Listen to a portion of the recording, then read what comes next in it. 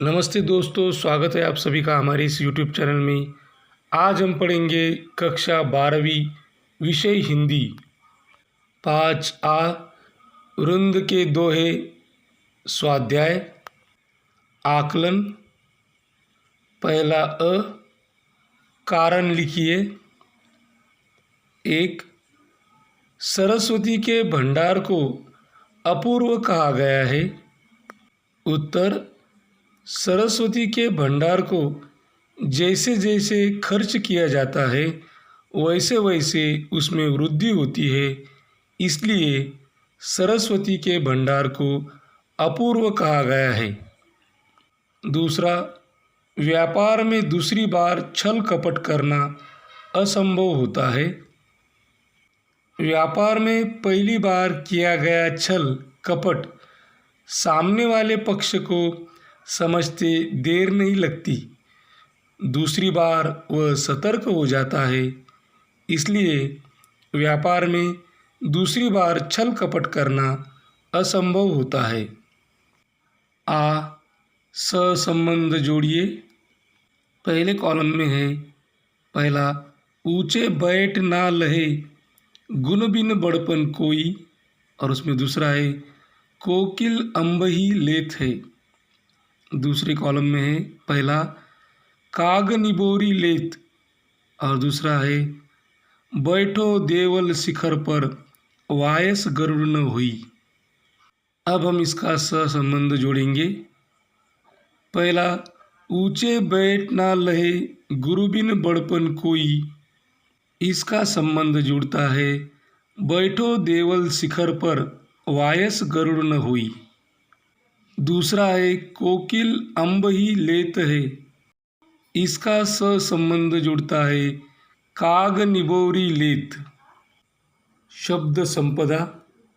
दूसरा, निम्नलिखित शब्दों के लिए विलोम शब्द लिखिए।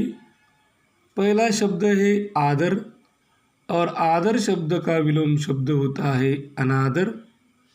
दूसरा है अस्त, विलोम शब्द उदय। तीसरा कपूत, विलोम शब्द सपूत। चौथा पतन, विलोम शब्द है उत्थान। अभिव्यक्ति। तीसरा अ, चादर देखकर पैर फैलाना बुद्धिमानी कहलाती है। इस विषय पर अपने विचार व्यक्त कीजिए। उत्तर: चादर देखकर पैर फैलाना, इसका अर्थ होता है अपनी क्षमतानुसार काम चलाना या खर्च करना। अर्थशास्त्र के इस नियम का सर्वसाधारण व्यक्ति से लेकर अंतर्राष्ट्रीय कंपनियां तक पालन करती है। यह नियम जिसने ध्यान में रखा वह सफल बनता है और अच्छे रूप से अपना नियोजन कर सकता है, और जो ऐसा नहीं करते उनके सामने आर्थिक संकट खड़ा होता है। इसलिए अपनी क्षमतानुसार ही अगर कार्य या खर्च हो तो जीवन आसान बन जाएगा। इसीलिए कहते हैं कि चादर देखकर पैर फैलाना बुद्धिमानी है। ज्ञान की पूंजी बढ़ानी चाहिए, इस विषय पर अपने विचार लिखिए। उत्तर: हमारे चारों ओर ज्ञान का भंडार है। यह ज्ञान हमें अपने माता पिता, गुरुजन, मित्र, संबंधी आदि के माध्यम से मिलता है। ज्ञान प्राप्ति के लिए हम प्रयास करते हैं। इससे हमारे ज्ञान की पूंजी में वृद्धि होती है, और होनी भी चाहिए, क्योंकि हम जितनी ज्ञान की पूंजी बढ़ाएंगे उतने ही परिवार, समाज और राष्ट्र के लिए उपयोगी साबित होंगे।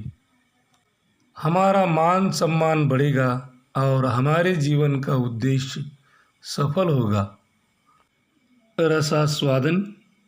चौथा, जीवन के अनुभव और वास्तविकता से परिचित कराने वाले वृंद जी के दोहों का रसास्वादन कीजिए। कवि वृंद ने अपने लोकप्रिय छंद दोहों के माध्यम से सीधे साधे ढंग से जीवन के अनुभवों से परिचित कराया है तथा जीवन का वास्तविक मार्ग दिखाया है। कवि व्यावहारिक ज्ञान देते हुए कहते हैं कि मनुष्य को अपनी आर्थिक क्षमता को ध्यान में रखकर किसी काम की शुरुआत करनी चाहिए, तभी सफलता मिल सकती है। इसी तरह व्यापार करने वालों को सचेत करते हुए उन्होंने कहा है कि वे व्यापार में छल कपट का सहारा ना लें, इससे वे अपना ही नुकसान करेंगे। वे कहते हैं कि किसी का सहारा मिलने के भरोसे मनुष्य को हाथ पर हाथ धरकर निष्क्रिय नहीं बैठ जाना चाहिए। मनुष्य को अपना काम तो करते ही रहना चाहिए। इसी तरह से वे कुटिल व्यक्तियों के मुंह न लगने की उपयोगी सलाह देते हैं। वह उस समय आपको कुछ ऐसा भला बुरा सुना सकते हैं जो आपको प्रिय न लगे। अपने आप को बड़ा बताने से कोई बड़ा नहीं हो जाता। जिसमें बड़प्पन के गुण होते हैं उसी को लोग बड़ा मनुष्य मानते हैं। गुणों के बारे में उनका कहना है कि जिसके अंदर जैसा गुण होता है उसे वैसा ही लाभ मिलता है। कोयल को मधुर आम मिलता है और कौवे को कड़वी निबोली। बिना सोचे विचार किया गया कोई काम अपने लिए ही नुकसानदेह होता है। वे कहते हैं कि बच्चे के अच्छे बुरे होने के लक्षण पालन में ही दिखाई दे जाते हैं।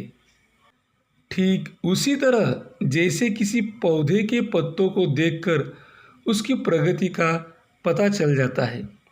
कवि एक अनूठी बात बताते हुए कहते हैं कि संसार की किसी भी चीज़ों को खर्च करने पर उसमें कमी आती है, पर ज्ञान एक ऐसी चीज़ है जिसके भंडार को जितना खर्च किया जाए वो उतना ही बढ़ता जाता है। उसकी एक विशेषता यह भी है कि यदि उसे खर्च न किया जाए तो वह नष्ट हो जाता है। कवि ने विविध प्रतीकों की उपमाओं के द्वारा अपनी बात को अत्यंत प्रभावशाली ढंग से व्यक्त किया है। दोहों का प्रसाद गुण उनकी बात को स्पष्ट करने में सहायक होता है। साहित्य संबंधी ज्ञान 5 वृंद जी की प्रमुख रचनाएं। वृंद जी की प्रमुख रचनाएं हैं वृंद सतसई, समेत शिखर छंद, भाव पंचशिका, पवन पचीसी, हितोपदेश, यमक सतसई, वचनिका तथा सत्य स्वरूप। दोहा छंद की विशेषता। दोहा अर्धसम मात्रिक छंद है। इसके 4 चरण होते हैं। दोहे के प्रथम और तृतीय विषम चरण में 13-13 मात्राएं होती है तथा द्वितीय और चतुर्थ यानी सम चरणों में 11-11 मात्राएं होती है। दोहे के प्रत्येक चरण के अंत में लघु वर्ण आता है। जैसे सरस्वती के भंडार की 13 मात्रा, बड़ी अपूरब बात दूसरे इसमें 11 मात्रा, जो खर्चे त्यों त्यों बढ़े 13 मात्रा और बिन खर्चे घटी जात 11 मात्रा। इसके बाद है अलंकार।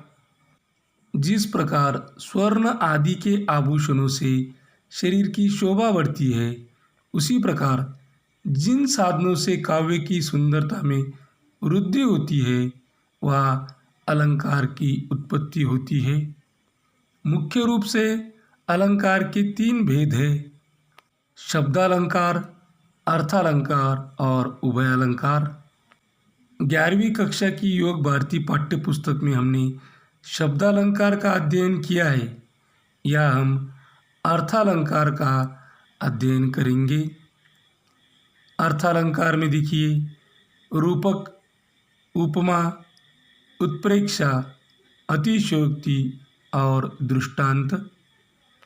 रूपक, जहाँ प्रस्तुत अथवा उपमेय पर उपमान अर्थात अप्रस्तुत का आरोप होता है अथवा उपमेय या उपमान को एकरूप मान लिया जाता है, वह रूपक अलंकार होता है। अर्थात एक वस्तु के साथ दूसरी वस्तु को इस प्रकार रखना कि दोनों अभिन्न मालूम हो, दोनों में अंतर दिखाई न पड़े।